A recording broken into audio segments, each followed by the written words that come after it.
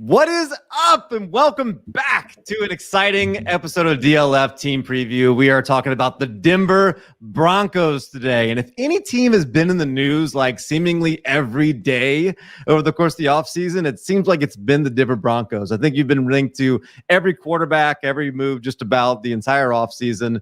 And we're here to break down every move that did get made and probably venture into a couple of them that didn't get made yet. Question mark.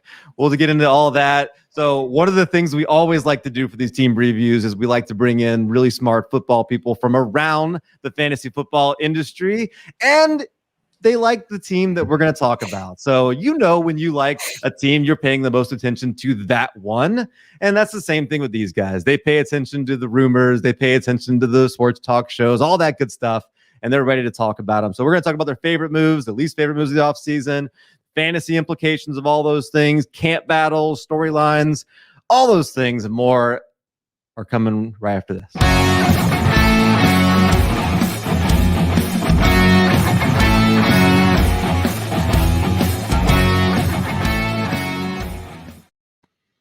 It's always fun when we can have an opportunity to hang out with not Lindellians and of course Nate.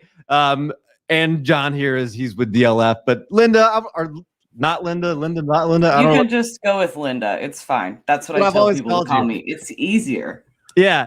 Tell me what, so you got some exciting news. I want to hear about that, but also you're writing, you got a lot of different things that you're doing. Tell everybody where they can find you and what's going on.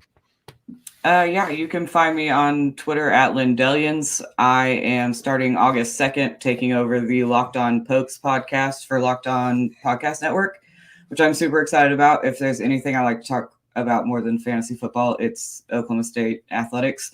And to get to talk about all of it, football, basketball, softball, it doesn't matter. Like my coworkers don't have to hear it, so I'm jacked. And still doing Fantasy Football Confidential on Wednesdays at 9 p.m. Eastern. And those will start back up weekly here pretty soon as we get closer to the start of the season. And then Mondays at 7:15, we try to get there. But some of us get off late at work and whatnot. But I hang out with some guys that I met at Scott Fishbowl last year. Besties, so. Love that. Nate? Yo. Excited. I saw you on Front Yard Fantasy earlier. You've been basically every time I turn on the Twitter machine, you're somewhere on YouTube, based all over the place. You're doing a great job, doing awesome things. Yeah. Tell everybody where they can find you and what you're working on. So at JanateJackFF on Twitter, which is probably going to change to my actual name soon. At IBT_media on Twitter. I write a column there, which will be weekly during the season. We also do our podcast. Then I've got the 19th Hole Golf DFS show where we taste bourbon and talk DFS golf, which is a lot of fun. We're hopefully going to be transitioning that to an NFL DFS show for the season. Might have a big surprise announcement about that here in the next week or two. So let's hope. And then Jen and I are starting a podcast called 32 and 32, where we're going to hit all 32 teams in 32 minutes for redraft every week during the season. It was actually Jen's idea. She's had this idea for years, and we didn't know what to do with it. And now we're here, and it's what we do. So we're going to fire that off. And other than that, I'm just around on Twitter, sometimes on Facebook when I feel like hating myself. And yeah. Really nice of your son to show up in the comments here. I appreciate that. Oh, mommy let him stay up late to watch me. John, you're with DLF, but you got a lot of cool things going on. You're the Superflex dude. Tell everybody where they can find you and what you're working on. Superflex dude on Twitter, yeah. I actually have a show, brand new show, right here on this DLF YouTube channel, by the way. Superflex Super Fridays. So, I'll be right back here tomorrow night talking all things Superflex. But you can also catch me on the Superflex Super Show. My rankings are at DLF, Superflex City. We do some stuff at Superflex City still. Just got done talking music with a bunch of people. So, and I am extremely passionate about quarterbacks, which is what makes the Denver Broncos so ridiculously hard to talk about. But I don't know why. I don't know why it is, Broncos, that you won't just let me love you. So is that what the Broncos are doing? They're trying to build like a super flex team. That's just they don't understand that you can't do that in the NFL. They're going quarterback extreme, kinda. They missed on the quarterback early part. Just like get as many bad quarterbacks as we can. That's not my strategy. The rest of the team is stacked though. They win zero QB, but it backfired a little. It's like I've compared it to dropping a Volkswagen engine into a Ferrari is essentially what we're doing here. That's a fair comparison. I love that. So I'm going to go ahead and venture to say, like, I want to jump right into this because there's so many cool things, but like, I'm going to venture to say your favorite move was not bringing in Teddy Bridgewater. John, I'll start with you on that. Yeah. Well, okay. So the other piece of this is, I mean, for a long time, I was all alone on Aaron Rodgers Island.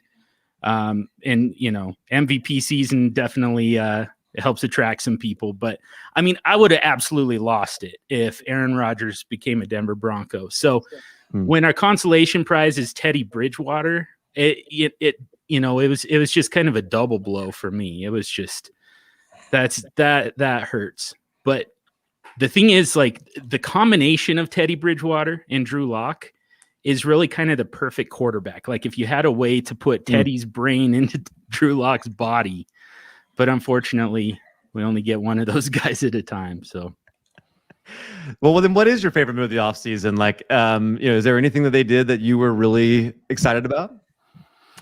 I mean, some of the moves on defense, the big thing was the contract for Justin Simmons. I think that's the big move of the offseason. But man, they really bolstered that secondary.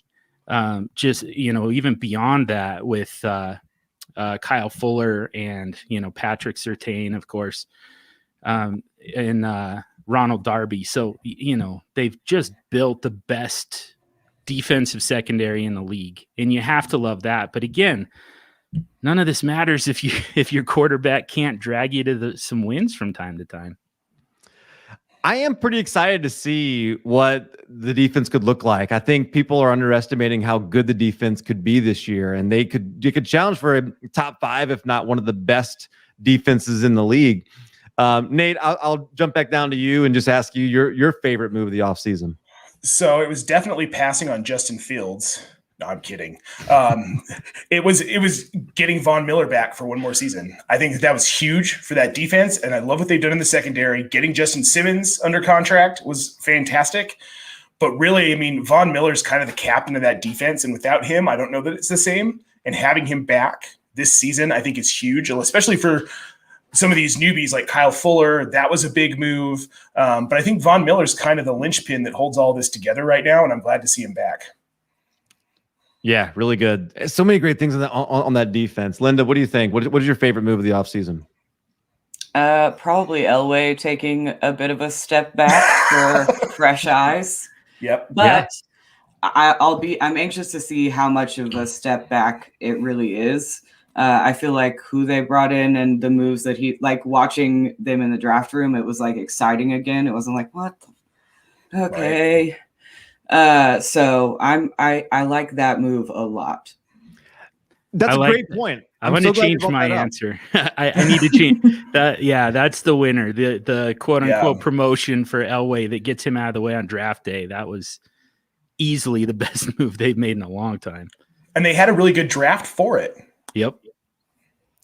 Talk about that. Yeah. Tell me, expand on that, Nate. So I really like what they did on defense, and I like the fact that they moved up to get Javonte Williams. I think he's a difference-making running back. And no hate on Melvin Gordon, even though I have maybe hated on him a little bit in a few shows this week. But he's the future of this franchise, and he's a guy who for the next 4 to 5 to 6 years is going to be that back that leads that offense, and he's going to change the way – we might see actually the Denver Broncos quarterback situation not look as bad if he does what I think he's capable of even this season. So it's kind of sounding like we might all be in agreement here on Melvin Gordon. So maybe we should just hate on him. Let's go. We should just go. It's fine. It. I've been doing it for since he was a Bronco. Me too. Yeah. Yeah. I kind of felt that way too.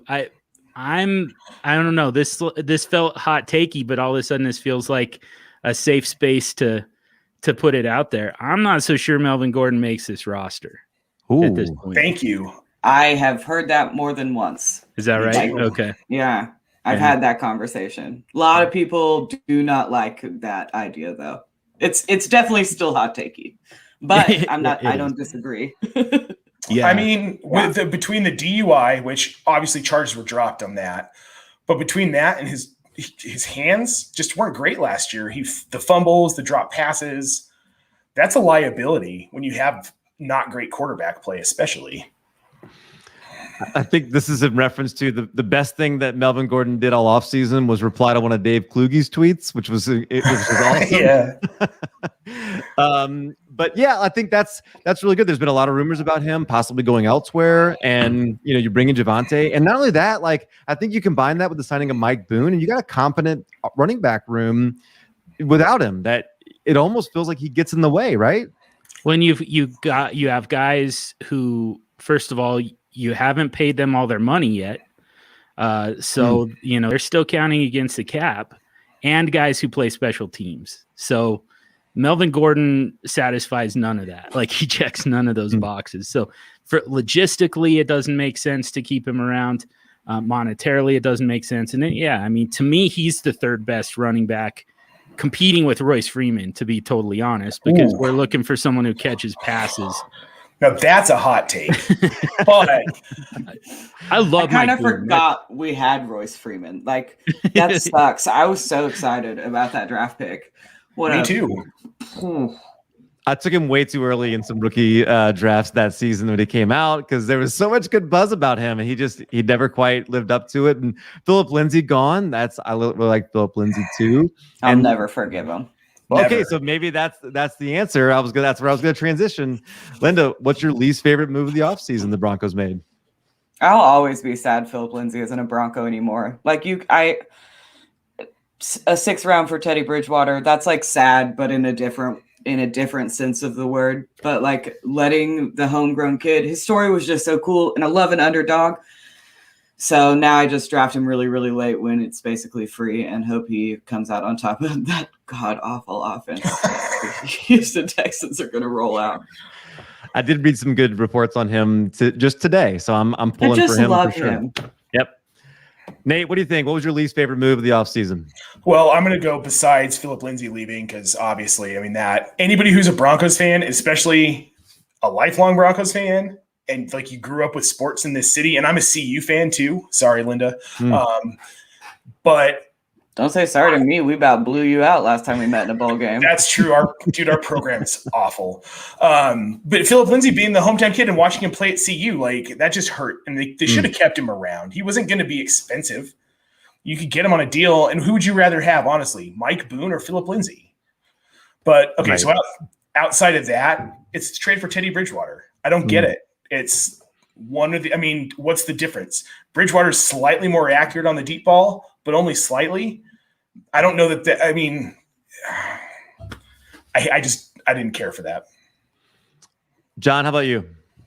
Yeah, I mean, kind of Teddy. Overall, it's just kind of the lack of, the lack of initiative at quarterback. Essentially, like not taking it seriously.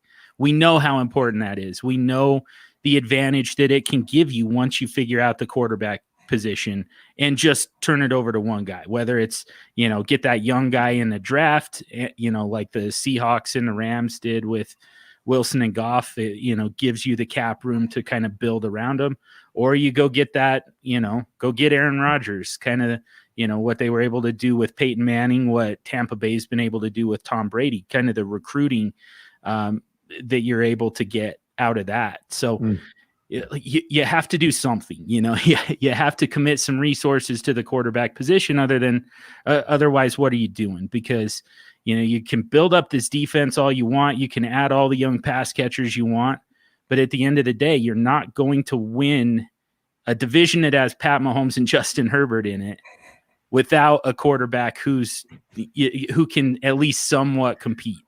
And, at this point, you're just kind of wasting the rest of this roster on horrible quarterback play. So kind of interesting to me, and I want to drill down a little bit on the quarterback position because, I'm a little surprised none of you guys said bringing back Vic Fangio and Pat Shurmur as offensive coordinator. And, it did not seem like Drew Lock and Pat Shurmur were a great mix, last year at all. Seemed like Drew Lock is the kind of guy that wants to play like out of rhythm, like sandbox, like, backyard, like go to the tree and take a left, kind of football. Whereas it seems like Shurmur's like structure. That to me sounds like the kind of system that Teddy Bridgewater would operate pretty well in. If you like, I guess if I put you on the spot, and Nate, I'll go back down to you for this. Like, who starts week 1 for the Denver Broncos? I feel like it's probably Teddy Bridgewater, though I don't necessarily agree that's the better decision. But it's probably Bridgewater. I mean, they traded for the guy. Kind of a lot of the reports I've been reading from various beat reporters around here is that it's probably going to be Bridgewater. To me, Bridgewater, I mean, I'd rather have Bridgewater. He makes slightly fewer mistakes than Drew Lock. And I mean, he's kind of like, okay, this is my best comparison. He's a Trent Dilfer type quarterback, or a Joe Flacco when the Ravens won the Super Bowl, where they got hot at one point, but they really weren't that great of a quarterback, but they got their team there. I feel like Bridgewater could be that guy. I think Locke makes too many mistakes. Speaking as someone who had him as their quarterback last year, Jordan is a Carolina Panthers fan. Teddy was like eating cold fries. But, like there's a level of competence that I think and trust that, I think he seems to earn at all of his stops, though, right? Like I think that's one of the things about Drew Lock, like you said, is he's going to turn the ball over. But there were times where they kind of just let Drew Lock be Drew Lock at the end of games, and he looked good. He looked so good. And if Shurmur's not going to do that, then Bridgewater has to be the guy. Yeah. Linda, or where do you think? Where do you fall on this? Man, I'm going to vehemently disagree. Mm. And I don't know if it's just I have to like put all of my willpower in manifesting this, but I don't know how you don't start a rookie that you went out and got in the second round, and he's played 18 games. He's had games without his wide receiver 1. He's had games without his tight end. He's had games with god-awful, let us not forget, Garrett Bowles gameplay. I mean, how many yards did Garrett Bowles cost us in, 2019? That's Insane. I just think, and like to the Pat Shurmur thing, I think continuity is so key, man. You talk about decision-making, you're getting a new playbook every year, year after year. That has been Drew Lock's life.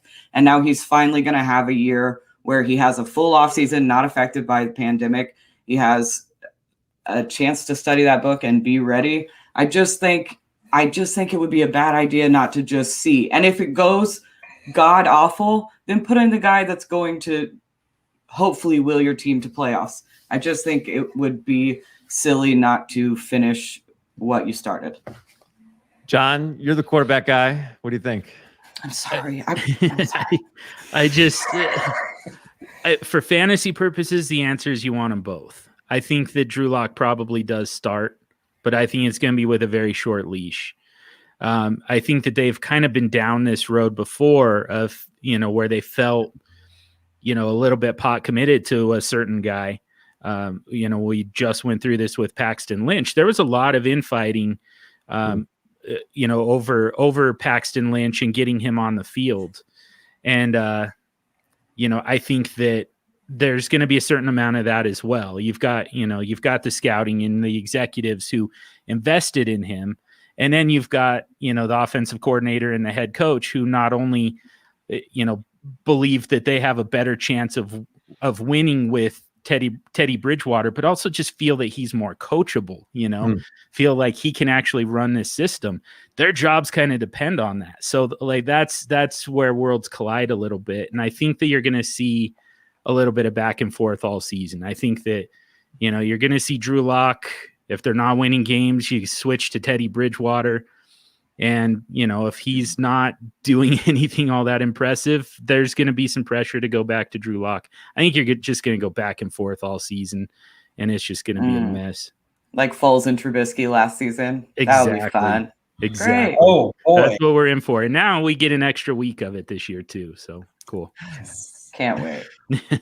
All right, so I'm gonna actually stick on that a little bit then, and I'll toss it over to you, Nate. What are the fantasy implications of that? Like, if it is Drew Lock or if it is Teddy Bridgewater, like, what does that mean for the rest of the weapons? There's some really big, talented names: Cortland Sutton, Jerry Jeudy. That's not even to get into, the Hamler, and we got Tim Patrick, and then Seth Williams was drafted, and then Noah Fant, and whatever his name is, the tight end who's really talented, really athletic. I mean, there's a lot of weapons on this team.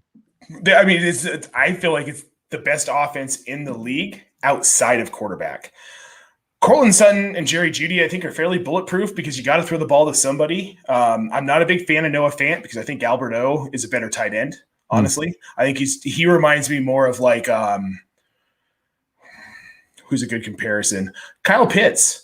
He looks like Kyle Pitts to me. He's got that size. He's got those hands. But he was at Missouri, and they were terrible because they're in the SEC. And why they moved to the SEC, I'll never understand. I'm in on Sutton, and I'm taking him at his ADP because it's ridiculously high or low, however you want to say it. It's a steal. Jerry Jeudy, people like to talk about his drops. I don't care about those drops as long as they're targeting him. He's a deep threat. I think KJ Hamler's kind of a dart throw, but like if you're in a deeper or like best ball, I'd grab him. I'd grab Hamler. But yeah, like I don't know, man. Fant's had 3 seasons to show something, and he just hasn't done it. So I don't think it doesn't matter who's the quarterback. I'm not touching the quarterbacks, but everybody else I'm okay with. And I think especially Javonte Williams, where he's going, and even Melvin Gordon, where he's going in drafts, I'm kind of okay with, especially with these quarterbacks, because you want the ball on the ground more often. Yeah, that's a good point. Like that might be the best move right there, is just thinking about the running game if we don't trust the quarterbacks.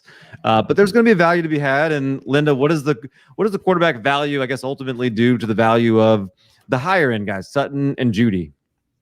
I don't like. There's all this conversation about which one's going to be wide receiver 1 depending on which quarterback is playing, and I'm hard pressed to find Cortland Sutton not be that wide receiver 1 next season.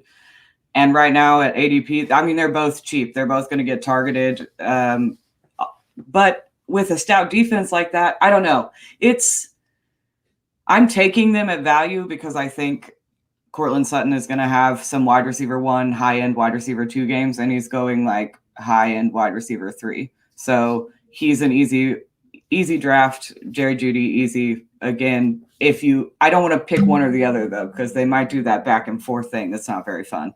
I think you have to like commit to one. Yeah. I love the reports about his rehab. Like, he sounds like determined, like all the quotes that you're hearing from him sound like a guy that's ready to get after it. John, do you have an opinion over which one? Like, there's the narrative that like Sutton he'll do better if Lock's the quarterback, and Jeudy will do better if Teddy's the quarterback. Do you buy into that at all? No, not really. I get it. We've got a little bit of proof of concept though.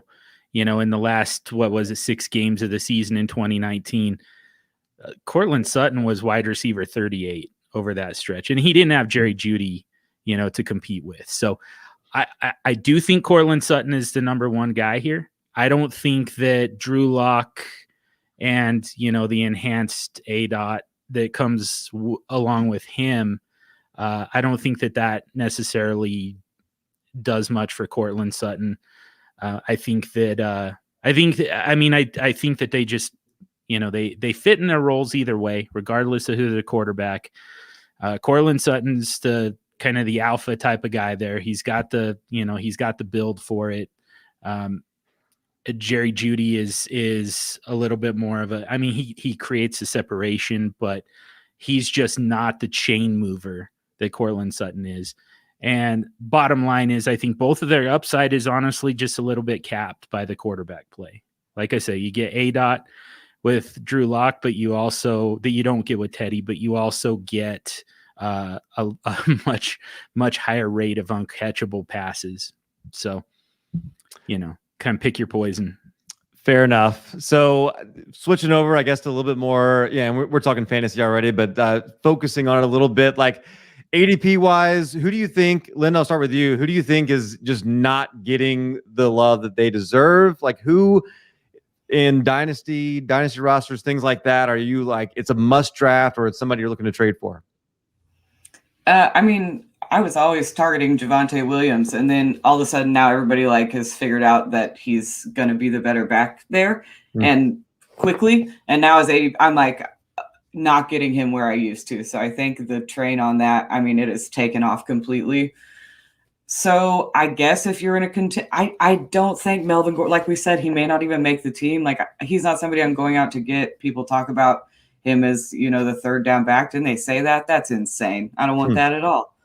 And I don't know. I don't know that there's any. Cortland Sutton's the only one I can think of. But I think once you get him at value in startup drafts, or even if you got him last season, once you have him, I don't think you're giving him up. So if you don't have him, you might check with your Sutton managers. But he's really the only one that I can think of that people might be willing to give you a deal on, because nobody's selling Jerry Jeudy for anything cheap. Yeah, the latest DLF ADP, Javonte Williams, you mentioned there, RB19, Melvin Gordon, RB38. Pretty big disparity there. But yeah, Javonte's slowly creeping up. I know. Nate, how about you? Who do you think is somebody we should be targeting?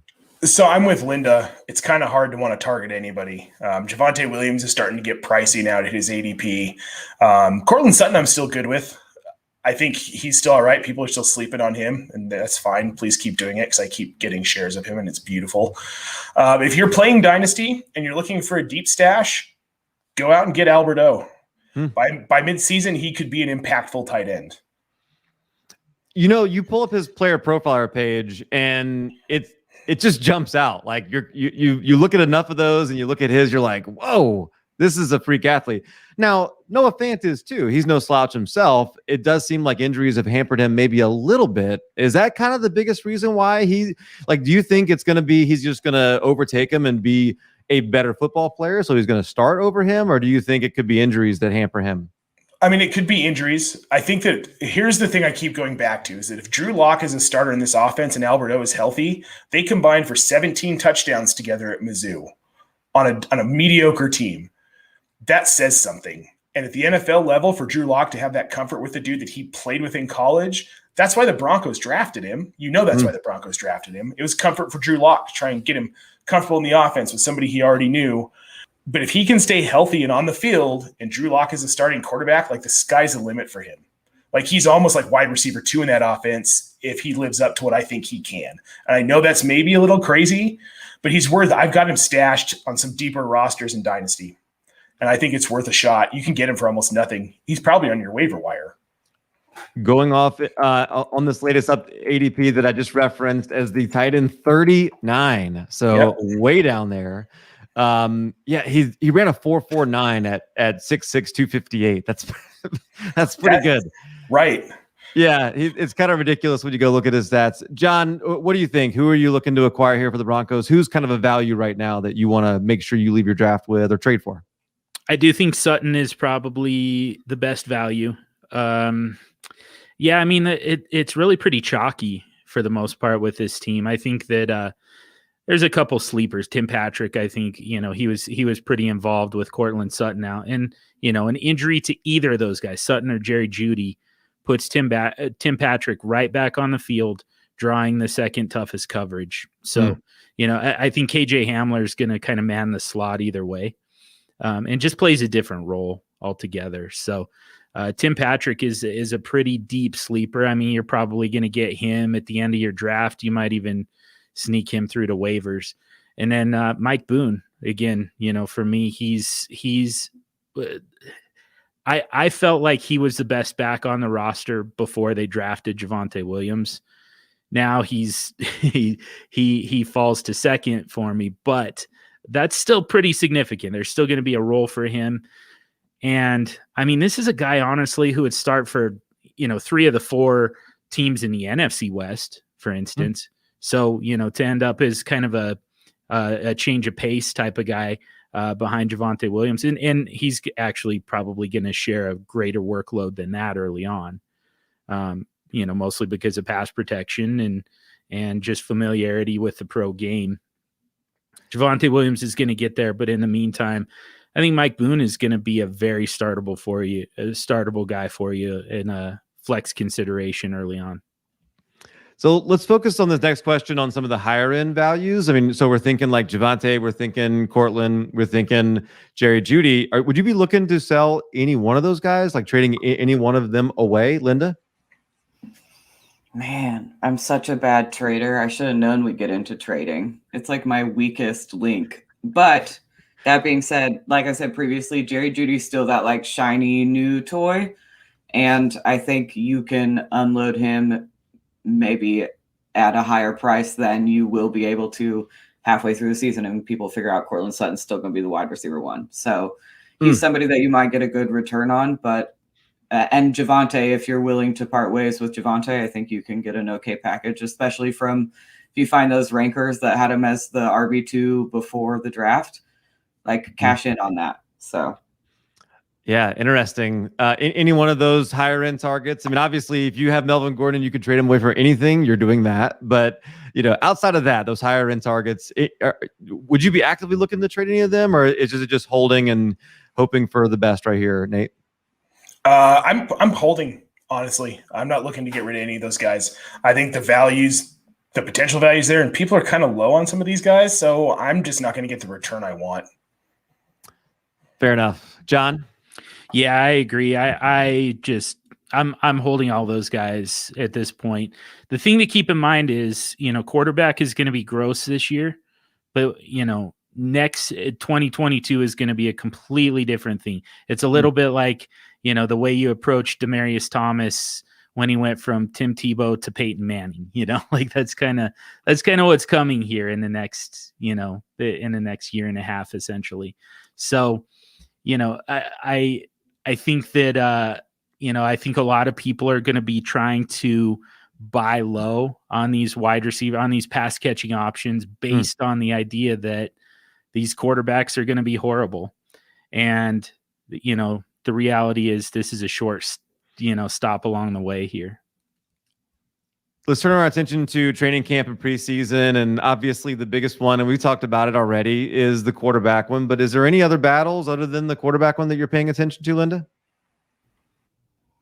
Oh, not really. I mean, I don't know how I'm not like it's so hyper focused on that. It's hard to even find any other coverage of what's going on at camp. So, like they post like funny videos on TikTok. I'm like, well, at least everybody's there.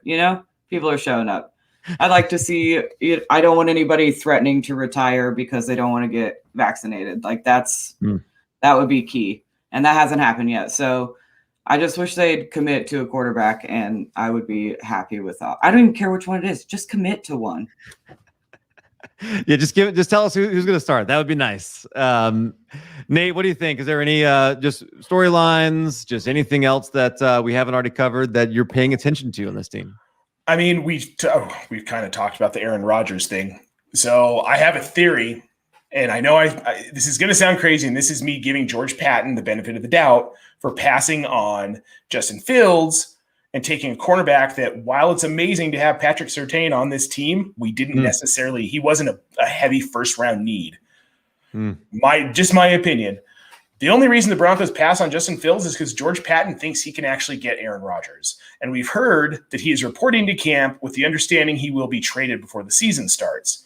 It's not a crazy thing for a quarterback to get traded that late. I mean, it is kind of crazy, but it's been done before. We've seen it happen. I think it was Carson Palmer got traded late in camp. He got traded to the Raiders from the Bengals. That didn't work out great in Oakland, of course. But I think it could happen. And I think that the Broncos feel like they have a real shot at getting him. Maybe that's why they drafted Patrick Surtain, because they knew that was a piece that possibly Green Bay wanted, and he was a high-value person they could get rid of. That's kind of what I'm watching, because the quarterback battle, I mean, honestly, for me, like I've said, it's whatever. Either or. Don't really care. John, that really is the story, right? I mean, and it's been Aaron Rodgers, it's been Deshaun Watson at times. Like, there's been a lot of rumors about bringing in a quarterback like that. Is that obviously we're paying attention to that? How realistic is it that a move like that gets made? I don't think that we can count on it, unfortunately. Like I said at the top, I mean, I would absolutely lose it. I mean, I would be no good to any of you anymore if Aaron Rodgers was a starting quarterback to the Broncos. Like, it would just break me. It would break my brain, and I would be obnoxious. Yeah. It would just be. It would just be a pantsless party at my house, just nonstop. So,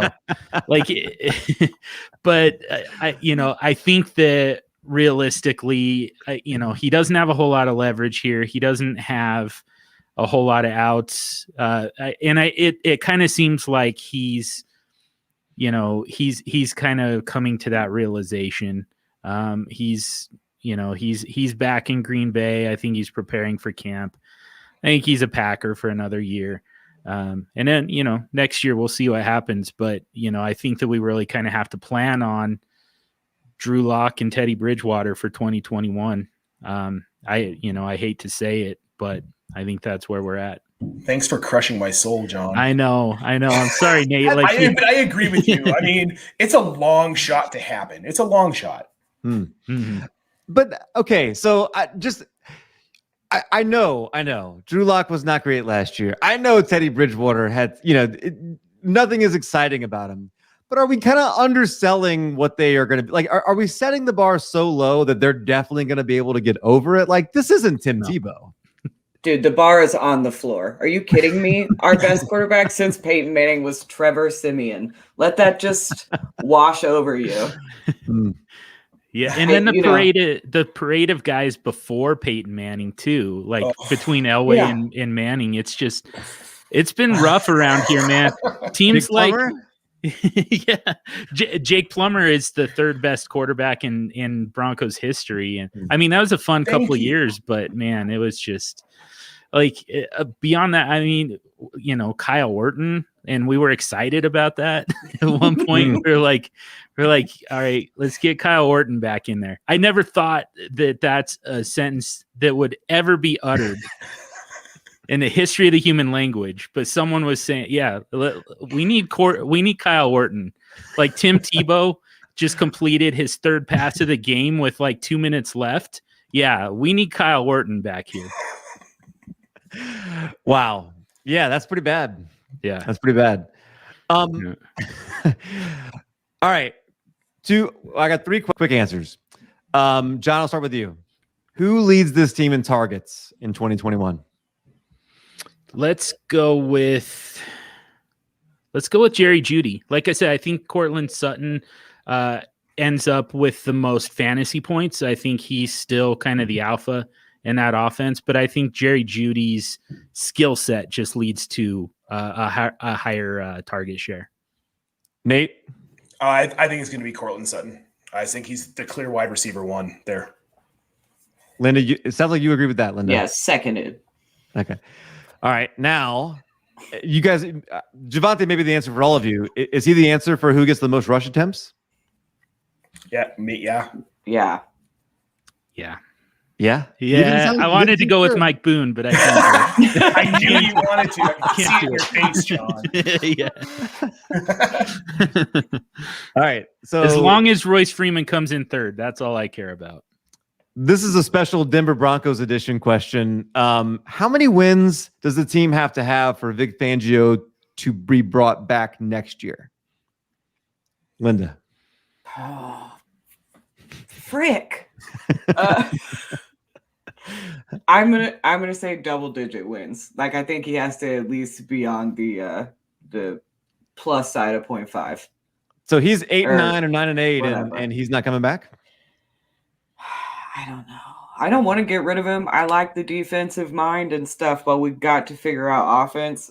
So, but I think his leash is a little bit longer than Drew Lock's, but I don't know how warm his seat might be getting. Unfortunately, Nate, I think he's got to win eight games. John, you know what? I'm going to say 1, but it's a very specific win.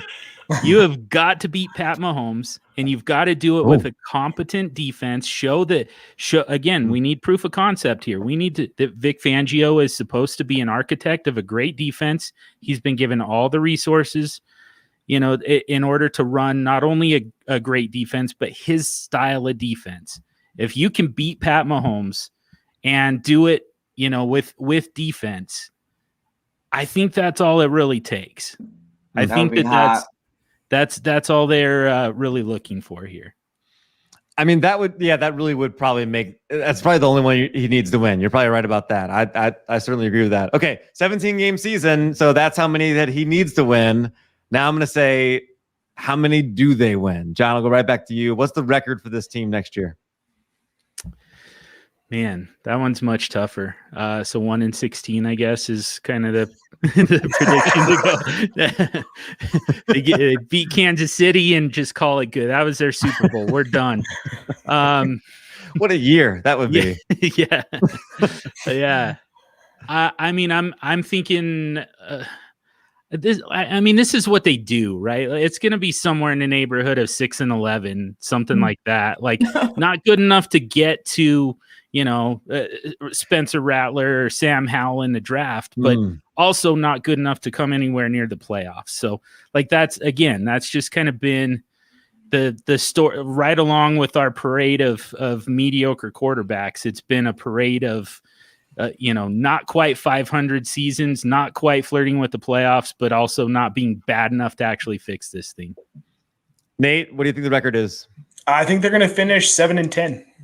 I mean, similar. Yeah, same thing. Yeah. I think they'll find a way to win 6 to 7 games against teams that just aren't that great, and they'll win them on defense. But the offense isn't going to win any games for this team. It feels like there's so much talent on this team. It feels like that's just such a waste. Linda, you seem like you're more optimistic. Come on, hit me with something like a little bit more. Of course, I'm more optimistic. First of all, the fear that washed over me when you said Spencer Rattler, as an Oklahoma State fan, it made me I'm gonna have to think about that later. But I do think, and I said this at the beginning of the offseason, and then lately my confidence is every day on Twitter, people are like, imagine not taking Justin Fields. And you're like, I know, but can we move on, please? Anyway, I think they can win. I'm going to go 8-9. So like a little less than Jeff Fisher. Oh, man. Okay. So many good offensive weapons. Honestly, in Dynasty, this is such a fun team. There's so many fun Dynasty weapons on this team. Just got to get the quarterback right. Got to figure that part out. So one last time, Linda, just tell everybody where they can find you, what you're working on, and then we'll get you guys out of here. Oh, God. I talked so much at the beginning. You can find me on Twitter at Lindellians, and then from there, you can find all my spawned projects. Nate, I want to hear about a special. It's got a weird name, FF Thieves Robbers or something. The Thieves, the FF Thieves. Yeah, man. One of my favorite groups of people in this space. I've made some of my best friends in this group. Shout out Thieves. I tried to list everybody's name last night on the show I was on, and I failed miserably, so I'm not going to do that again. So you can find me at JanateJackFF. I'm also a part of at FF Thieves. And then go to JanateJackFF, and you can find all of the other stuff I'm doing to take Linda's lead. Very good. I'll have my t-shirt next week. Me too. Yeah, at Superflex Dude on Twitter. Join me on Friday nights for Superflex Super Fridays. That's kind of my pet project at the moment. I'm pretty excited about that, about being able to, Superflex Super Show is always going to be my baby. But without any co-hosts right now, I'm just kind of talking to nothing right at the moment. Superflex Super Fridays, I get to go live and meet up with the chat, answer questions, talk strategy, whatever. And it's just that's how I like to spend my free time. So definitely join me and let's talk Superflex. And on that same note, it's been an absolute pleasure to get to talk to all of you guys. Finally get to talk to Nate. Finally get to talk to Linda. Finally get to talk to Cal. Yeah. And Cal, thanks for doing this and for setting this up and for including us. And I don't know how many of these you have left, but I know it's been a marathon. So thanks for doing it, man. I appreciate you saying that. It is, and but I love doing it because I love hearing people that are passionate about their team, who love their team, and I even love hearing the angst because as a Saints fan, who's I just lost a Hall of Fame quarterback myself. I understand there's a lot of angst and a lot of like, what are we gonna do here? I'm not sure our decision at quarterback is any better than the one that you guys are dealing with right now. So, are you kidding me? This was like AA for people having quarterback battles. I take Jameis over our quarterback situation in a heartbeat. I wouldn't. Well, with that, I am at Calvin and Hobby, and you can find me there on Twitter and right here on YouTube. As John said, like doing a lot of these shows, we've done a bunch. I don't even know how many, but we've got a bunch to go. And there's like, I think 7 or 8 of them next week that you guys can check out. Make sure you're subscribed to the channel. You won't miss out on John's show or anybody else's show that we have here. If you just subscribe, hit the notification button, hit the like button, put a comment down below. All those things help us, the YouTube algorithm. It helps make sure other people can find this show. If you enjoy it, don't worry. Other people in your league aren't going to find it. It's just going to be other people that you don't know in other leagues. That's the one you want to help them out, no doubt. So for these guys, we're at DLF. I am Calvin and Hobby, and we will see you